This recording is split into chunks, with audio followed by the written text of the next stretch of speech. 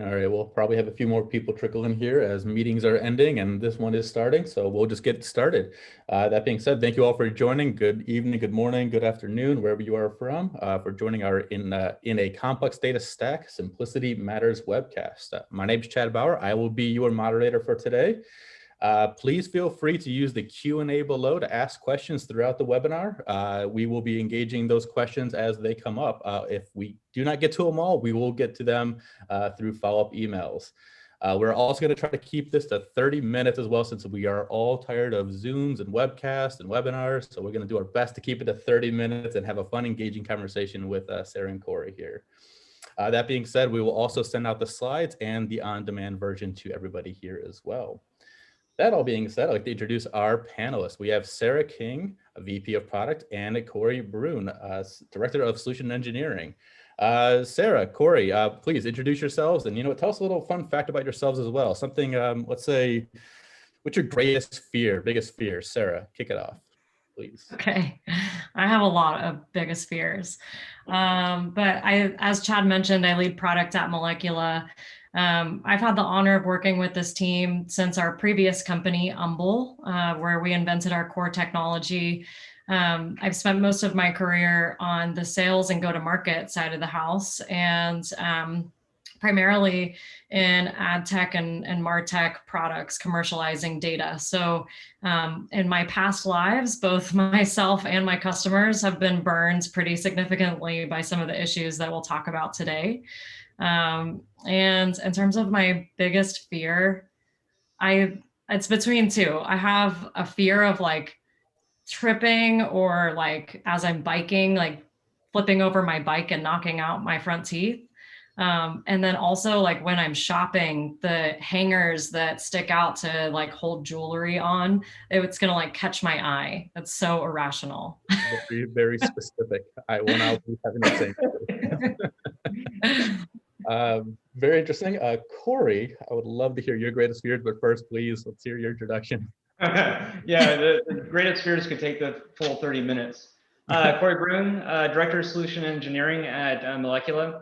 I've been in and around data for a long time, like 20-ish years. I've been everything from a DBA, developer, and also into leadership. My biggest fears, I'll say two. The first one is elevators.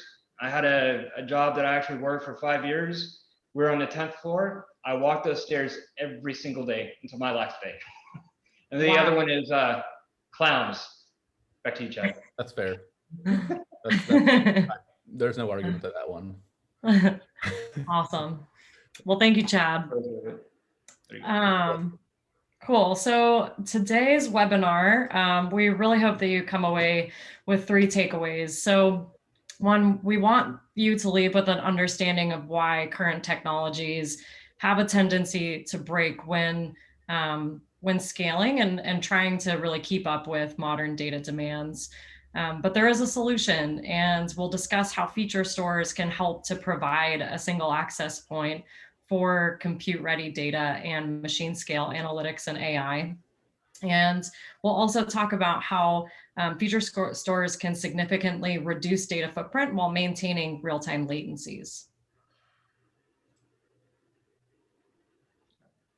Yeah, so powering advanced analytics and AI is hard, right? So not only from a compute or a program management perspective, right, from actually developing the applications themselves, but organizationally, is the organization ready for AI or advanced analytics? Are they ready for the infrastructure costs? Are they ready for the people that have to be hired to actually be able to develop and maintain this infrastructure? And the other one obviously is data. We have a massive amounts of data. How do we find the features that we care most about, and how do we put that in and feed our back end applications? So in order to do that, we have a really complex architecture typically. So we'll have different technologies like Druid, Elastic, whatever, and then we'll scale that out in order to be able to feed either data scientists or predictive analytics, whatever it is, in order to feed that within a good amount of time, right? So we have a good response time. So it's overly complex the way that we typically architect it today. Go to the next slide, please. Yeah. Unless you have something here, Sarah. I mean, I think one of the big things that this image draws out for me is like over the past decade, we just have put so many band-aids on onto our stack to try to optimize and fix a lot of the challenges that we are facing. And through those band-aids, we're proliferating the challenges that we're trying to solve. And so we've left our data teams with this like very complex web of tools and systems. And I understand that, you know, data engineers are expected to be proficient in at least 10 different systems and have a working knowledge of over 30 systems. And that to me is just absolutely insane, especially looking at the number or the growth in demands for data engineering skill sets. The people in the job market who have that knowledge just naturally is not meeting the 122% growth of demand in that skill set. So it's overwhelming to think about. And I think that the slide really evokes that feeling of chaos for me internally. Perfect. Yeah. Yeah. If you just pass through the walkthrough. Yeah. So yeah, thank you. That's awesome. So when we're thinking about data scientists or data engineering, right, the first thing that we have to do typically is get the data sets. After we get the data that we really care about, we have to put it in something, right? Be it a data lake, Hadoop, Postgres, wherever it is, right? We have to have some landing spot to correlate all that data. Once we have that data, we have to actually cleanse it. So, you know, that's replacing, you know, no values with nans or whatever it is, right? To cleanse that data first. Then we transform that data. So we grab the data, we cleanse it, we transform it into a format where our end users, be it data scientists or whomever, can actually use that data. At the very end, we actually have to think back what all the steps that we did in order to try and automate that. Depending on where our data sets are coming from, if it's coming from a third party or from a client or whatever, those data sets may actually change the format. So actually automating that gets problematic, right? Just because we have to keep up with those different data formats. Do you have anything to add there, Sarah? Yeah, I think that like when I talk to data engineers and I think about some of the challenges that they're faced with in their day-to-day, like it just feels like they're constantly, these data teams are stuck in the minutia, and having to go through this process every single time a new data set comes into their purview it's overwhelming, and it creates such a significant bottleneck. And I just, it's hard to even imagine a scenario where that challenge is fully overcome. Like what do data engineers and data teams look like when they're not having to trudge through this mud every day? And so we'll definitely talk through that throughout our time. But I think that like we just need to enable our data teams to get out of this minutia. So that's all I would add there. And I think new technology to solve these problems and to get us out of the minutia is absolutely necessary. And I am always shocked to kind of see how we have the same old habits that we are using, just in a slightly different label or slightly different approach, or it's been kind of changed into a cloud native approach. And so with pre-aggregation, we used to refer to pre-aggregation as like building data marts or building OLAP cubes. Now it's cloud data warehouses. And this technology involves a huge amount of data preparation, and it forces data teams to constantly manipulate their ETL processes or just rewrite them like super redundantly. And as we are pre-aggregating, data footprint continues to grow. So this is just adding costs, both infrastructure and manpower costs or woman power costs. And then on top of all of this, every time you're creating copies, you're exposing your organization to a higher level of risk. And we have seen even, we refer to the Capital One breach that has happened over the last couple of years. That data was put into an S3 bucket and then forgotten about. And so when we're delivering this highly sensitive data to our end users, whether they're analysts or data scientists, it's really easy to lose that data in this pre-aggregation process. We also see federation. So federation used to be referred to as data virtualization, and having this layer that is kind of a query layer that goes down to source systems. Now we're seeing that rebranded as query engines. Same approach, but now they're having brute force, like high performance processing thrown at it. And brute force can be great, but it can be very, very expensive. And when you're throwing hundreds or thousands of machines at something, you're also increasing the processing overhead and also the likelihood for failure, so that it can be unreliable, especially if you're relying on on-demand machines versus reserved machines. So, we at Umble, our previous company, we learned this the hard way. And we were a customer data platform for sports teams and entertainment companies. And we had an Elasticsearch and Cassandra architecture. And that was great until we started to onboard companies like Turner Sports and NBC Universal. And as we were bringing on these new companies, they were bringing millions and millions of consumers into our platform. And our tipping point was about 500 million consumers, and then hundreds of millions of long tail attributes about those consumers. And our platform was a point and click platform for marketers to go in and create really niche segments of their audience so that they could create custom programs to send out to their audiences. And our CEO was crazy enough to let 2 of our engineers go and try to use or apply a technique that they had been using in a machine learning stock trading project that they were doing on the side. So they suggested that we explore a more compute-friendly format to model and store our data in. And we'll go into this in more detail on the next slide, but we refer to it as a feature-first format. And for us, features represent the presence of a particular attribute for a given record with 100% fidelity to the underlying data set. So that might be Chad is wearing a maroon shirt. I can't tell if that's actually what you're wearing, Chad. But that's what I mean by the presence of an attribute being there for a given record.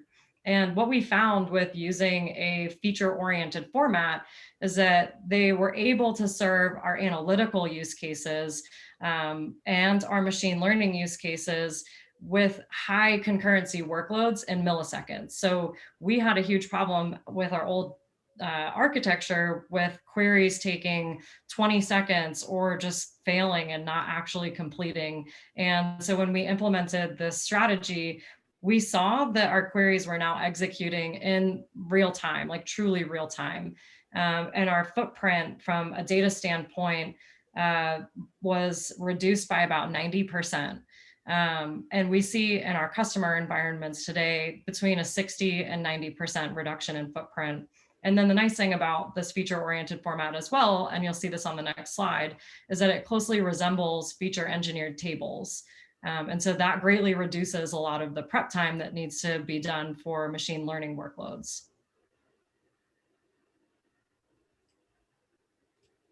All right. So feature-first data format, we're going to dig into the weeds a little bit, and then we're going to come back to some of the trends and approaches that we saw on that last slide and how they're being represented in our architectures today. But I do want to give a little bit more detail on the feature-first format. So I'm going to talk to this from the context of the kind of evolution of data formats that we've seen.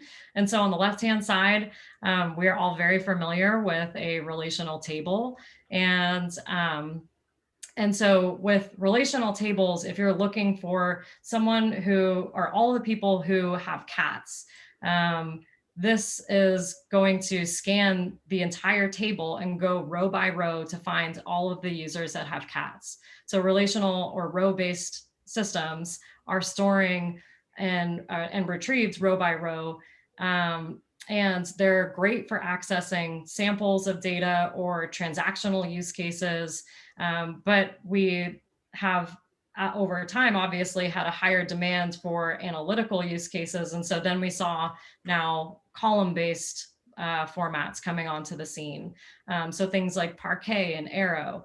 And so this really came out of a need for lower latency analytical use cases. And with columnar, columnar-based formats are stored and retrieved column by column. So the benefits that are kind of aligns with this format, one, less IO. So you can scan a single column once and find all of the people who live in London without having to scan the entire data set.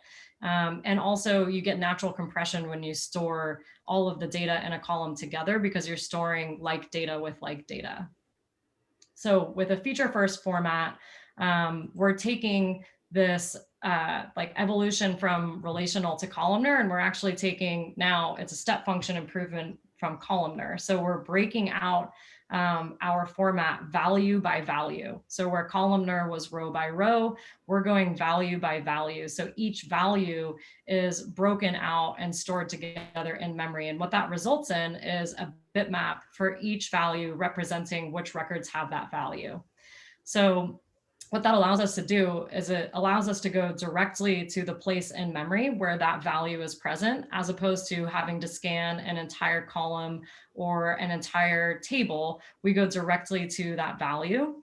And so if we wanted to find all of the people named Naomi in Boston, we can go directly to that location in memory and then do an intersection of those bitmaps. And that's typically completing in even like a matter of a clock cycle. So it's incredibly fast. And the benefits that you get from going from relational to columnar are now compounded going to this feature-oriented format. You're gaining even more compression, and then again, less IO. And also this format is does extremely well with reads and writes. So we get asked often, you know, how do you ingest real-time data into this format? And we did a proof of concept recently with a potential customer whose one of their requirements was 200,000 events per second to be ingested while also maintaining their query workload. And that was a really fun proof of concept to put together and show that happening in real time. And so, yeah, anything that you want to add there, Corey, from your perspective? Yeah, you know, I mean, transitioning from row-based or even column-based over to feature first, you know, I've seen several clients that, you know, go from literally minutes getting their data from a traditional database or even Hadoop and moving over to something that's more feature first. They're well within milliseconds. So now they're able to transition and really start looking at their infrastructure and reducing costs because of that feature first functionality and being able to see that their data much faster. A question come in, and you all touched on just a little bit, so maybe we can elaborate just a little bit more here. And also, please, everyone, feel free to use the Q&A below to ask questions as we go, and we'll jump on those. The question is, how does this work with continuous data?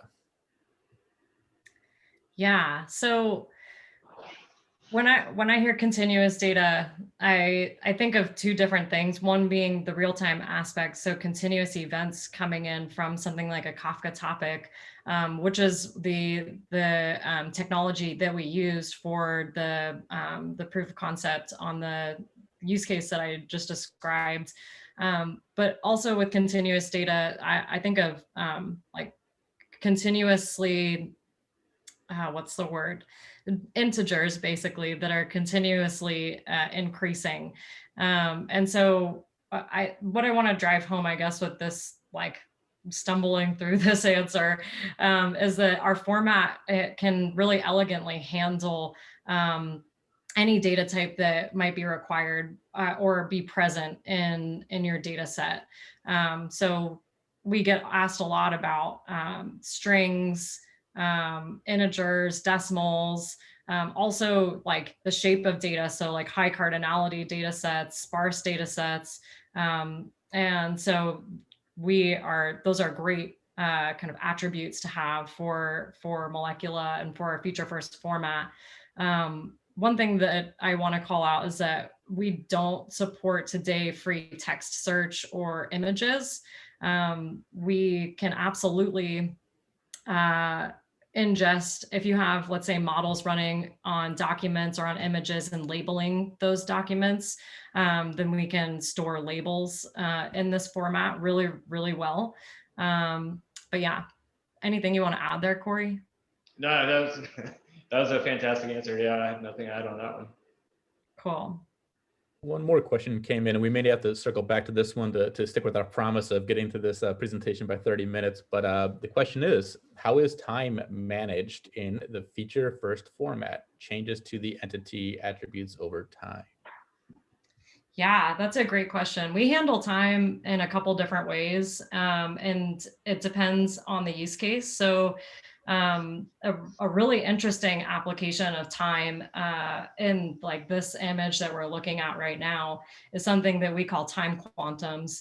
And what time quantums allow us to do is actually apply a timestamp to a specific bit. So let's say, Naomi moved to Boston today on, I don't even know what the date is, February 9th. And then she moved but she lived in London at one point, and she moved there in February 9th, 2019. So we can actually apply timestamps to specific bits so that we can see different views of data across various times. Or we can also store events coming in with specific timestamps kind of as the primary key. So we are happy to, if you have a use case, dig into that to kind of share how data would be modeled in this format. But that is a great question. Thank you, Sarah. Yeah. And Corey, feel free to add. Sorry, I jumped on that. Yeah, no, you're good. You're good. Okay, cool. So let's go back to some of the trends that we talked about earlier. So pre-aggregation, federation, and brute force, and where we're seeing that pop up in the stack. So on the left-hand side here, we have data coming in from a variety of sources. It's being ingested and transformed and dumped into a data lake. And then we're seeing, and this is really a cloud architecture for analytics and machine learning. And while it's interesting because this looks so complicated, but I feel strongly that this is even like way oversimplified for a lot of architectures that we see. But it's crazy to me that people are still using OLAP cubes, but we are. And so we're seeing data from data lakes being aggregated and organized into OLAP cubes, into data warehouses. And we have this like internal banter in our company for those of y'all who are not internal on the call. Data warehouses and on-premise had very different, they were fulfilling different needs. It was very much like a data lake is today, this like unstructured, schemaless place that you just dump all of your data. And now in the cloud, they have completely taken on a new persona. And I refer to the data warehouse from on-premise to cloud as the ultimate glow up. And so, but we're seeing them now be this like organized warehouse that you can go and create essentially data marts of the past to geographically optimize where your data is going or make the schema unified so that you can leverage it for your analytical use cases. You also have ad hoc query engines that are still federating down to source systems, and real-time analytics. We're seeing a lot of like caching in that box, caching technologies coming up to help applications scale on large amounts of data that they need to access frequently. And now you have feature stores coming onto the market. And right now, some of them are adding yet another silo. And the root problem that feature stores were really like some of the kind of siloed feature stores are looking to solve is this unification of your training and production environments for machine learning. Said another way, batch and streaming, making those use cases mimic each other. And we really believe that feature stores need to be much more than that to make an impact on our ability to intelligently make decisions on our data in real time. So this is the part of the stack that we are very bullish on needing to be simplified. And again, this looks overwhelming, but I think it's overly simplified still. And so these are all of the technologies that we are aiming to displace so that we can start to really make sense of our architecture and simplify it.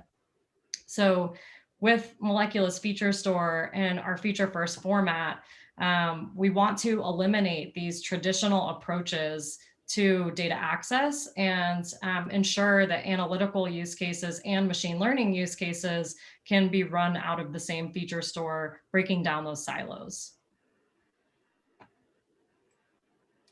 So Molecula's feature store, just to have one shameless plug on our tech, is designed to simplify big data infrastructures and really eliminate the band-aids that we've been sticking on our architectures for the last decade. And so we want to be one access point that powers all machine scale analytics and AI with real-time access to data. And that means both like query speeds, but also updates into the feature store using a compute-ready data format that has the ability to serve analytics and also help you train models faster and serve online inferencing systems with one platform. And so the spirit of this webinar really is a call to action to simplify the data analytics stack. And we mentioned earlier, what does it look like when the stack is simplified? And I think that as an industry, we need to continue to demand and explore truly novel ways of storing and accessing data if we expect to solve our big data problems. And so we need to seek to break down silos, not create them. And we really need to empower our data engineers, our data architects, our data teams to be heroes. And what it looks like for them when they are heroes and when our stacks are simplified, they can focus on delivering value faster by delivering things like high performance data products more frequently to your teams. I also think that data engineers and data teams need to become the trusted advisors of data within an organization so that they can easily disseminate information about data to their other teams. And that way, going back to the minutia slide, like data teams shouldn't be the bottleneck. They should really be these kind of strategic teams that are going out and collaborating with all of your business units in an organization and collecting data and bringing more data sets into the fold, because ultimately data usage grows as other groups in the company hear about its existence and also understand its capabilities. So with more groups in your organization who are able to leverage the data, you can actually start realizing and benefiting from the ROI of your data. And I don't know, Corey, if you want to add anything to that, but that's my soapbox about what the future can look like with a data engineering team on a simple stack. Right, yeah, and exactly that. So, whenever you're spending a large majority of your time actually looking after, Hadoop clusters or whatever, making sure that they're running and missing meetings because they're not, something has to change, right? You can't keep doing the same thing over and over again and expecting a different result, because the problem is you're just going to keep having to put a lot more energy, a lot more focus in on these clusters, this really diversified stack. It really just takes a lot more team members to do things that they really shouldn't be doing in the first place because of how really antiquated that setup is. So really simplifying the stack as much as possible and reducing where you can will really help you to focus in on exactly what Sarah was talking about, just making sure that you can deliver the data fast enough to your end users. Yeah, absolutely. I am seeing the time. I don't know, Chad. Yeah, we'll bleed over here just a couple minutes to answer a couple questions that did spill in. And please, if anyone else has questions, drop those in the Q&A and we'll get to those. But this question could apply to both the stack, Corey, as you were just touching on, as well as the data. Question is, when you say reduction in footprint, can you explain that a bit more? Yeah, so, you know, a lot of times when we first start working with clients, or even, you know, when we've been engaged for a little while, you know, the very first thing you drop Molecula into place and you start running us in parallel, or you start looking at different stacks to take out. But really the power of Molecula is that we're able to either reduce or completely remove certain aspects of the data pipeline. You know, just really depends on where we are.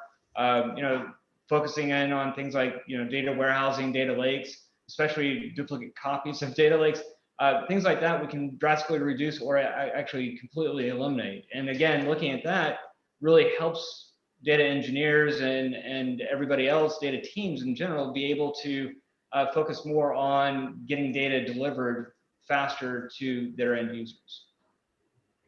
Is there anything you want to add?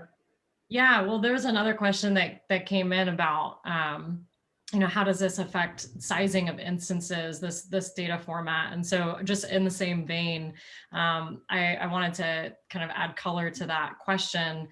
A lot of the customer environments that we go into that are using or that have, you know, terabytes and terabytes of data. And even I know that we have one now that's about 15 terabytes of data that we're going to be ingesting into Molecula. The instances that we're sizing are much smaller than a lot of the other systems in your data pipeline. So I think that particular instance is coming. I don't want to like call out the like technologies that they're displacing, because it just seems petty. I don't know.